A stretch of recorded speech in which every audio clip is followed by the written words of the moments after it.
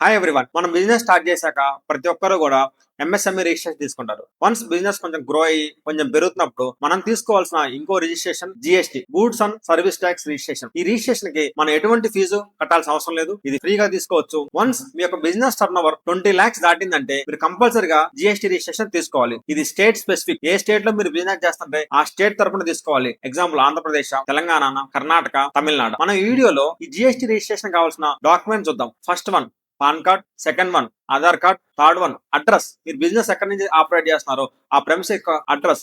Address కి own property అయితే electricity bill and NOC, అలాగే రెంటెడ్ ప్రాపర్టీ అయితే electricity bill and rental agreement మనం చేయాలి. Next photo copy of the applicant. Next ఎంతమంది పార్ట్నర్స్ ఉన్నారో ఆ పార్ట్నర్ దగ్గర నుంచి ఒక కన్సెంట్ తీసుకొని ఎవరిని మీరైతే ఆథరైజ్డ్ పర్సన్ పెట్టాలనుకున్నారో ఆ పర్సన్ యొక్క సిగ్నేచర్, ఈ 5 డాక్యుమెంట్స్ మీరు సబ్మిట్ చేస్తే ఈ జిఎస్టీ రిజిస్ట్రేషన్ ఆటోమేటిక్ గా వస్తుంది. ఈ జిఎస్టీ రిజిస్ట్రేషన్ కి మీరు ఎటువంటి ఫీజు చెల్లించాల్సిన అవసరం లేదు. ఇలాంటి ఇన్ఫర్మేటివ్ వీడియోస్ కోసం మన ఛానల్ ఫాలో అవ్వండి, సబ్స్క్రైబ్ చేయండి, కమెంట్ చేయండి. బిజినెస్ చేస్తూ జిఎస్టీ తీసుకోవాల్సిన మీ ఫ్రెండ్స్ అందరికి కూడా ఈ వీడియోని షేర్ చేయండి. Thank you.